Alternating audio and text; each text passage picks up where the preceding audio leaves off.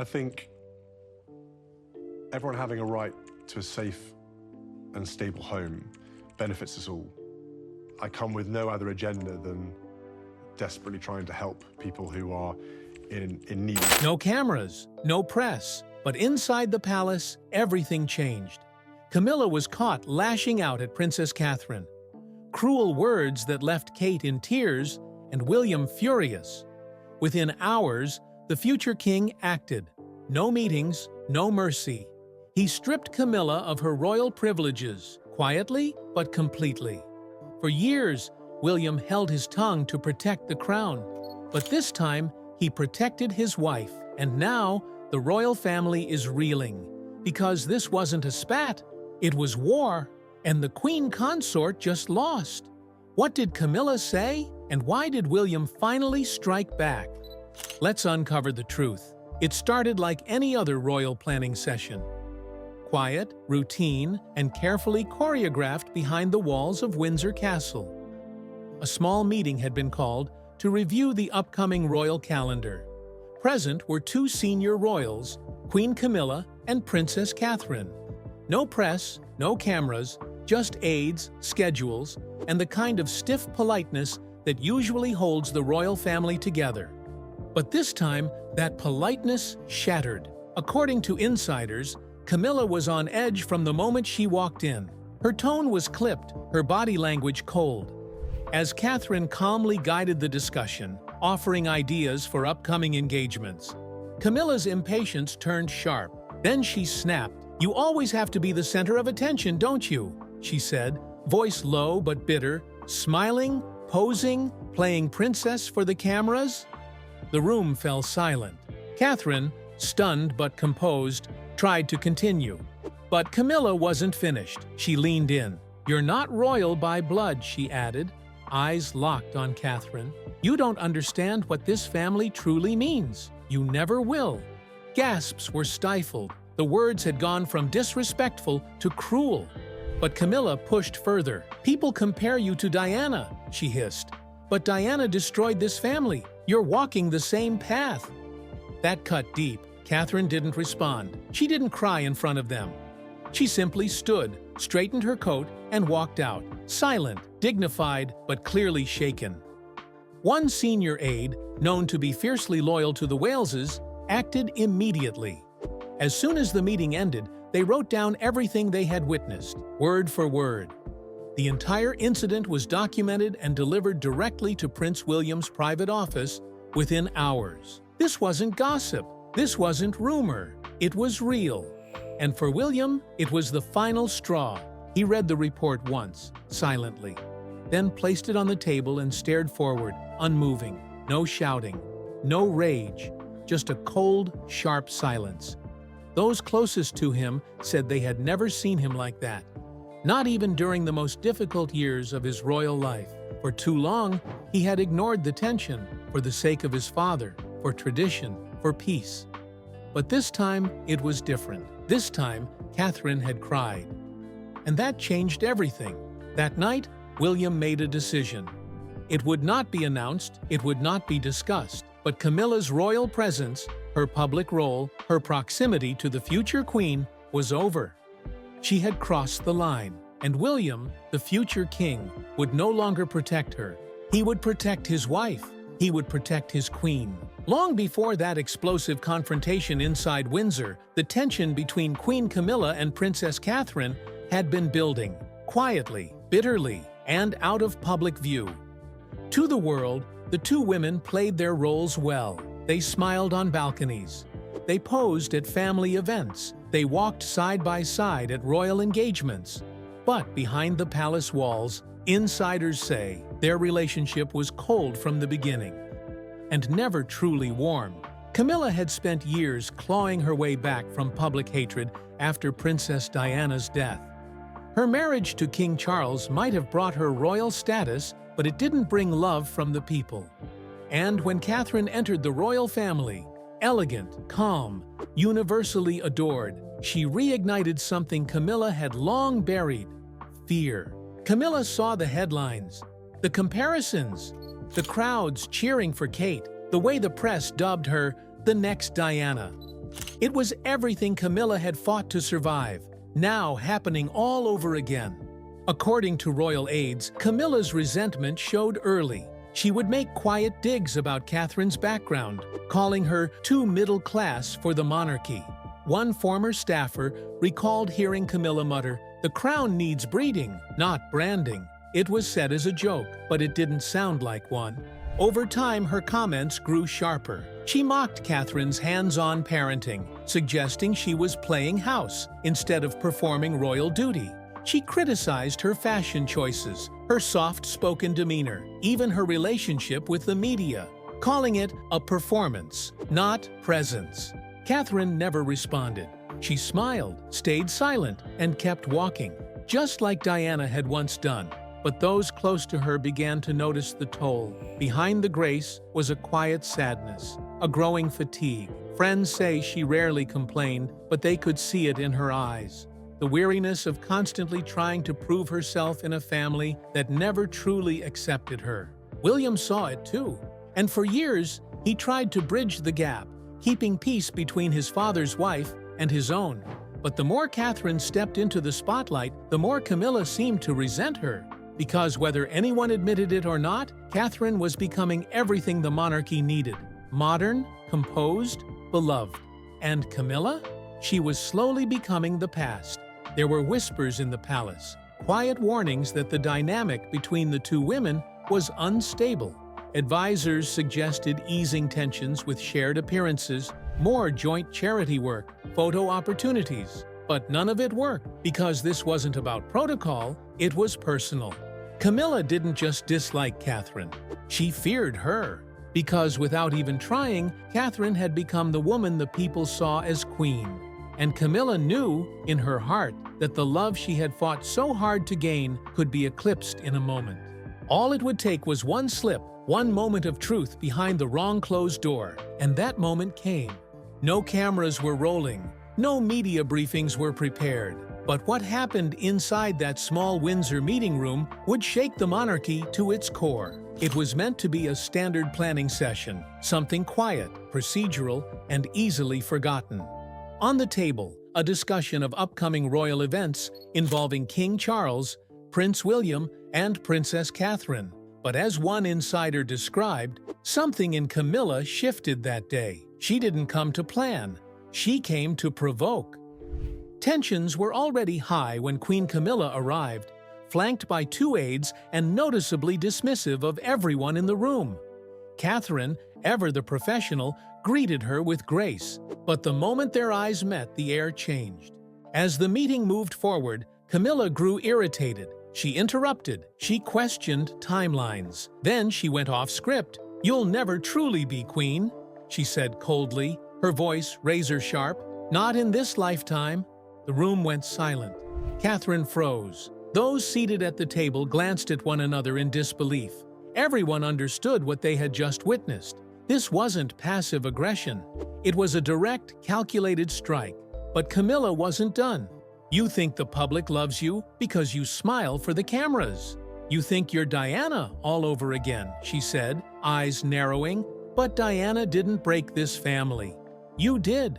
That sentence, those words, landed like daggers. For Catherine, it wasn't just an insult, it was a weaponized comparison. Camilla had drawn a line and crossed it without hesitation. Catherine stood still, visibly shaken, yet held her composure with the grace of someone who had endured this far too many times. She did not respond. She didn't allow herself to. Instead, she calmly rose from her chair, quietly excused herself, and left the room. She didn't return. One aide, young, loyal, and deeply protective of the Princess of Wales, immediately documented the entire exchange, every word, every reaction. Within 2 hours, a detailed report was placed on Prince William's private desk, and when he read it, the temperature inside the palace shifted. There was no explosion, no threats, no scenes, just silence. One insider described it best. It was the silence of a man who had finally had enough. For years, William had walked the line between duty and peacekeeping. deferring to his father, tolerating Camilla, and choosing diplomacy over conflict. But this time, it wasn't about family dynamics. It was about his wife. This was no longer just royal tension. This was cruelty. And for William, the moment Catherine walked out of that room in tears, the decision was made. No more protection for Camilla. No more pretending. No more politics. In the days that followed, the palace machine tried to bury the incident. No official comment, no acknowledgement, but something irreversible had already begun. Camilla had crossed a line, and this time, the future king was ready to draw one back with force. The report landed on Prince William's desk just after sunset, bound in a sealed folder, typed in discreet, clinical language, but the words burned. Every sentence, every quote from Camilla's tirade was there in black and white, and somewhere near the end of the first page came the line that ended William's patience forever. Catherine left the room in tears. For William, that detail wasn't just heartbreaking, it was catalytic. He had known for years that Camilla resented Catherine. He'd heard the veiled remarks, the barbed jokes at formal dinners, the subtle power plays in family meetings. But up until now, they'd always been manageable, contained within the royal bubble of appearances and tradition. This wasn't that. This was different. This was public humiliation behind closed doors, and someone had to pay for it. According to palace insiders, William didn't raise his voice. He didn't storm down hallways or issue ultimatums in front of staff. He simply stood up, closed his office door, and made a single phone call to his father, King Charles. The king answered quickly. Within an hour, the two were face to face in Charles's private study, surrounded by portraits of monarchs past, men who had once chosen country over comfort. That night, William did the same. Insiders say the conversation was brief, tense, and emotionally charged. William didn't beg. He didn't argue. He laid down a line in the sand. "If she cannot show respect to my wife," William said, according to one source, "then she has no place beside her in public." Charles, blindsided, reportedly tried to pacify his son. He suggested misunderstanding, asked for grace, but William wasn't interested in politics or forgiveness. Not this time. This wasn't just a family issue. It had become a matter of dignity. Catherine had endured Camilla's quiet disrespect for years. She had kept the peace, smiled through tension, and played the long game. But the queen consort had gone too far, and William refused to let it slide. That night, William didn't ask for Camilla to be dethroned. He didn't seek revenge. What he demanded was distance, clear, undeniable separation. Camilla would no longer appear at events involving the Wales family. No more joint appearances, no more proximity, no more pretending.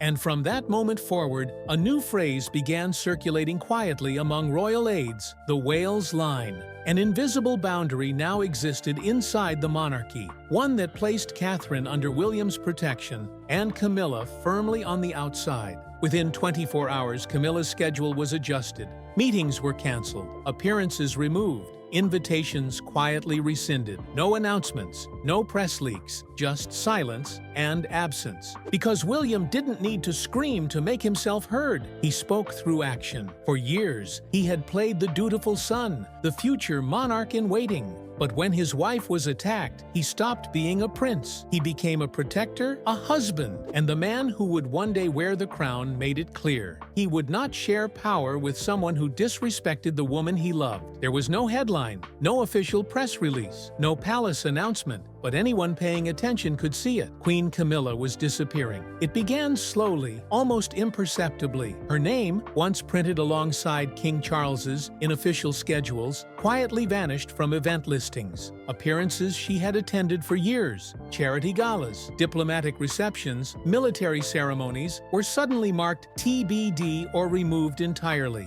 The whispers among palace staff weren't if Camilla was being sidelined, but how far it would go. The first major sign came with the spring charity circuit. Camilla had traditionally co-hosted several of the Crown's flagship fundraisers, but this year, only Charles, William, and Catherine were confirmed. Camilla's name was omitted entirely, not by accident, but by decision. Next came Trooping the Color, the royal family's most iconic balcony appearance. In recent years, Camilla had always stood near Charles, often just steps from Catherine. But this time, only the king, the prince, and princess of Wales and their children were scheduled to appear. The visual message was unmistakable. Camilla, still queen consort in title, was being erased from public view. Inside the palace, the shift was even more obvious. Staff who had once reported directly to Camilla were reassigned or told to route communication through Charles's office. Her longtime aides, many of whom had been with her since her Duchess of Cornwall days, were suddenly on extended leave.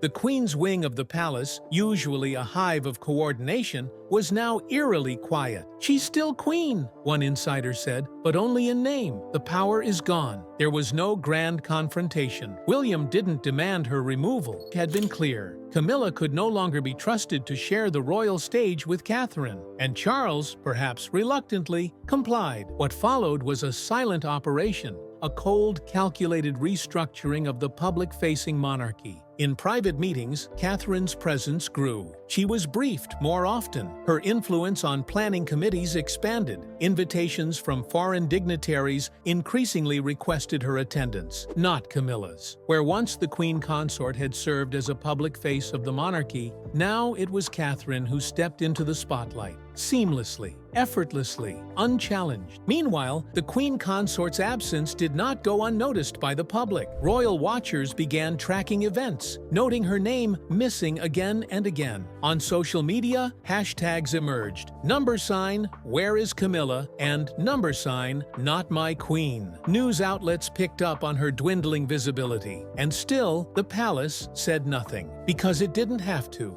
The silence spoke volumes. Behind closed doors, Camilla may have retained her title, but outside them, her influence was vanishing by the day. William hadn't just defended his wife, he had realigned the palace itself, quietly, completely. Camilla, once the face of royal redemption, was now the shadow in the background. And for those within palace walls, the message was clear. The days of unchecked power and whispered cruelty were over. The monarchy was moving forward, with or without her. While chaos brewed behind palace walls, Princess Catherine emerged in public, unshaken, radiant, and composed. 3 days after the confrontation with Camilla, she stepped out for a children's charity visit in London, her first appearance since the verbal attack. There were no visible signs of turmoil, no carefully crafted statement, just a sapphire brooch, Princess Diana's iconic heirloom, pinned deliberately to her coat. It wasn't just jewelry, it was a message. In silence, Catherine spoke volumes. Her outfit, her calm demeanor, even her choice to engage warmly with each child at the event. It all said, "I'm still here, and I am not backing down." The public took notice immediately. Social media lit up. Hashtags like "She Queen in Waiting" and "The Grace Under Fire" trended within hours. Commenters praised her poise, her strength, and her refusal to engage in palace drama. She hadn't defended herself with words. She had done something stronger. She had shown up, stood tall, and moved forward. Insiders say Catherine's private team never issued a single rebuttal. There were no counterattacks, no palace leaks, no whispers to the press. Her response was pure restraint. That silence was strategic and devastatingly effective. The contrast couldn't have been clearer. While Camilla faded from view, Catherine's presence only grew, and not just in the eyes of the public, but among palace insiders too. Staff began to speak of her differently, not just as a royal, but as a leader. "She commands without demanding," said one aide. "She doesn't yell, she doesn't posture, but when she walks into a room, everyone adjusts." Even the most traditional royal advisors began shifting their loyalties. Some reportedly asked to be reassigned to the Wales office, drawn by its stability, professionalism, and Catherine's increasingly influential role in royal planning. In one meeting, when a conflict arose between offices over an event appearance, it was Catherine's side that was deferred to. No fuss, no argument. It was just understood. She had become the royal heartbeat. Royal commentators began to notice a pattern. Catherine wasn't just enduring palace pressures. She was outgrowing them. Where Camilla had tried to cling to status, Catherine was embodying something greater: stability, modernity, and dignity. She wasn't chasing a crown. She was proving she didn't need one to lead. Every public step she took now felt intentional. Her engagements increased subtly, more schools, more hospitals, more international diplomacy.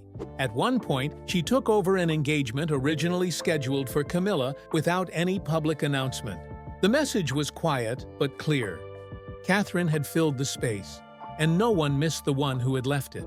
Behind the scenes, her confidence had solidified. Those closest to her described her as calm but assertive. She set boundaries, she held expectations, and while she never asked for praise, the respect she commanded became impossible to ignore. Without a crown, without a title change, and without a single defensive word, Catherine had risen. Not as the wife of the heir, not even as the daughter-in-law of the king, but as the woman quietly redefining the monarchy's future. And in doing so, she proved something undeniable. She wasn't waiting to be queen. She already was. As whispers of Camilla's outburst toward Princess Catherine reached the public, a tidal wave of support erupted across the internet, the press, and even international media. What began as a few leaked quotes from royal insiders exploded into a global moment. Within hours, hashtags like "Our Stand with Kate," "Wa Queen in Waiting," and "Not My Queen" surged across Twitter, TikTok, and Instagram. The digital world had spoken, and it wasn't on Camilla's side. Royal fans from all walks of life flooded comment sections with tributes to Catherine's grace and strength. Photos of her charity visits, her work with early childhood development, and her public appearances with her children resurfaced online, shared with captions like, "This is what real royalty looks like." The response wasn't just sympathetic, it was deeply personal. For many, Catherine represented the kind of calm, unshakable femininity the monarchy needed. A modern queen for a modern world. "Catherine is everything we hoped the crown would become," read one viral tweet shared over 80,000 times. Composed, kind, quietly powerful. The timing of it all only amplified the public's response. As Camilla's absence from events became more noticeable, Catherine's increased visibility created a striking contrast. She wasn't campaigning. She wasn't responding to scandal. She was simply doing the work, and that, more than anything, spoke to the public's growing respect. News outlets quickly picked up on the divide.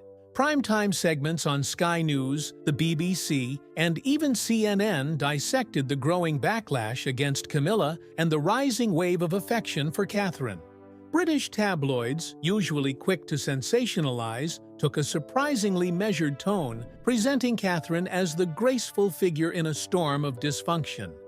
Even celebrity voices joined the movement. Several British actors, journalists, and talk show hosts openly supported Catherine in interviews.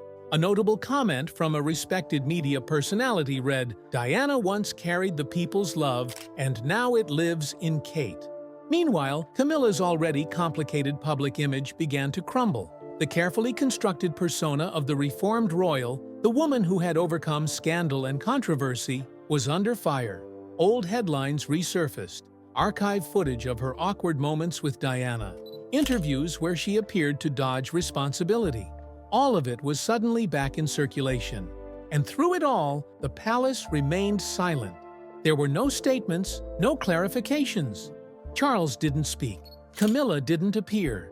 And that vacuum of response only fueled the fire. In the absence of denial, people believed the story. And in the face of silence, they chose their queen. Catherine's second public appearance after the incident sealed it. She visited a children's hospital in Manchester. No speeches, no photographers allowed inside. Just one image of her holding the hand of a child undergoing cancer treatment. That photo went viral within minutes. The soft smile on her face, the gentleness in her posture, it said everything the public needed to hear. Catherine wasn't just surviving royal drama, she was rising above it. In the eyes of millions, she was already the crown's future. Not because of her title, not because of her husband, but because when the storm hit, she stood still, and the world stood with her. Inside the ancient walls of Buckingham Palace, the weight of the crown felt heavier than ever. King Charles, a man once accustomed to public scrutiny, now found himself at the center of a personal crisis, one that threatened to unravel the monarchy from within. It wasn't just a family dispute anymore. It was political, it was public, and it was dangerous. Behind closed doors, Charles faced two irreversible truths. The queen consort's reputation was collapsing, and the future king had drawn a hard, immovable line. For decades, Charles had protected Camilla, weathering tabloid storms, public backlash, and royal tradition to bring her into the heart of the monarchy. But now, in a single act of public silence and private power, his son had pushed her out, and the people cheered him for it. According to palace insiders, Charles was deeply shaken. He hadn't expected William to act so decisively, and certainly not without warning. Their relationship, always formal but respectful, had taken a sudden, sharp turn. And though the king did not publicly resist William's decision to isolate Camilla from public duties, he was said to be emotionally gutted behind the scenes. The dilemma was profound. Charles was torn between the woman who stood beside him during his most scandalous years and the son who now embodied everything the monarchy needed to survive. Senior advisors scrambled to find a solution. Some pushed for a statement defending Camilla. Others advised silence and damage control. But the most trusted voices in Charles's inner circle told him the truth he didn't want to hear. Protecting Camilla meant risking the crown. The public had made up its mind. Catherine was their queen. Camilla, fair or not, had become a liability. In quiet meetings, the word transition began circulating. Advisors suggested Camilla quietly step back from high-profile engagements, citing health or the need for rest. A few even proposed a longer-term strategy, elevating Catherine's role incrementally until she became the monarchy's true public figurehead, with or without a coronation. The change had already started. Charles saw it firsthand during official meetings. Staffers deferred to Catherine more often. Invitations requested her presence by name. Diplomats, foreign leaders, even celebrities were praising her composure. And everywhere she went, the cameras followed. Meanwhile, Camilla retreated. Her scheduled appearances were canceled. Her office activity slowed to a crawl. And those who once championed her role in the monarchy now kept their distance. No one said it out loud, but everyone knew what was happening. She wasn't being punished. She was being phased out. Charles met with William privately. No press, no cameras. The conversation, sources say, was strained but civil. Charles expressed his pain. William expressed his resolve. There would be no reversal, no compromise. Catherine would be protected, and Camilla would be kept at arm's length. Full stop. The king now faced a sobering reality. He could try to preserve a fading past or secure the monarchy's future. In the end, tradition didn't win. Survival did. And for Charles, the lesson was clear. When a modern crown is weighed against old loyalties, it's the people's trust that decides who wears it. What began as a quiet, cruel exchange behind closed doors had become a turning point in royal history, not through scandal or drama, but through resolve. William's bold move to shield Catherine didn't just shift palace dynamics, it rewrote the script of monarchy itself. For decades, the British royal family operated by an unwritten code: protect the crown, preserve appearances, and bury conflict beneath centuries of polished tradition. But in choosing to act, not as a prince, but as a husband, William shattered that code. And in doing so, he ushered in a new royal order. Camilla remained queen consort in title, but her presence faded like a watermark. Invitations stopped, including her name. Her face disappeared from official media roundups. Even her once steady cadence of engagements slowed to a crawl. The palace called it scheduling realignment. But insiders knew this was a quiet removal, a freeze-out without the frost. Meanwhile, Catherine flourished, not through victory laps or public statements, but by simply showing up, poised, polished, purposeful.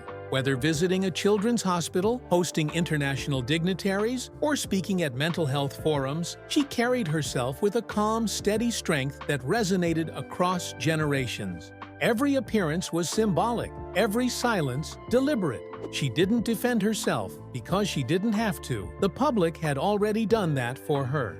Hashtags like "A Queen," "In Waiting and Stand with Kate" flooded timelines. Media outlets across the globe, from the Times to the New York Times, ran features praising her grace under pressure. She became the embodiment of the monarchy's hope, tradition without rigidity, elegance without arrogance, strength without spectacle. And behind her rise stood William, not in front of cameras, but beside her in every way that mattered. Those close to the couple say this was a long time coming. William had witnessed firsthand the impact of silence. He'd watched his mother, Princess Diana, endure isolation and cruelty beneath the palace's gilded roof, and he had vowed, privately and fiercely, never to let history repeat itself.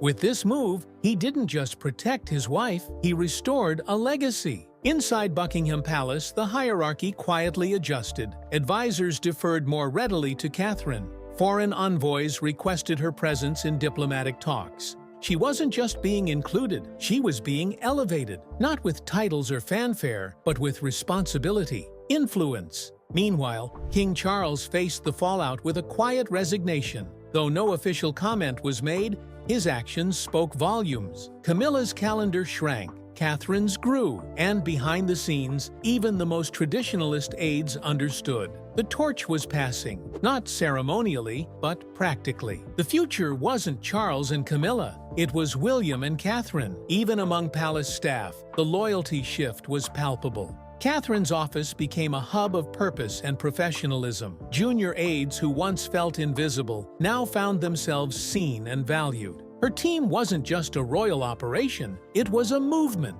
a mirror of her values, and it made the contrast with Camilla's camp feel starker by the day. Camilla, for all her efforts to rehabilitate her public image, now found herself recast, not as villain perhaps, but as relic. She had misjudged the moment, and in doing so, exposed the very tensions the monarchy had worked so hard to contain. This time, the palace didn't issue denials. It didn't spin the story. It simply moved forward, quietly, decisively. And in doing so, it revealed the real power shift. Because this wasn't just about a title. It was about who the monarchy would become. A symbol of grace and service, or a relic of elitism and internal cruelty. William's message rang loud, even in silence. No one, no matter their title, is above accountability. Not in this monarchy. Not anymore. And Catherine? She didn't need a crown to prove she belonged. She had already claimed something far greater, the trust of a nation.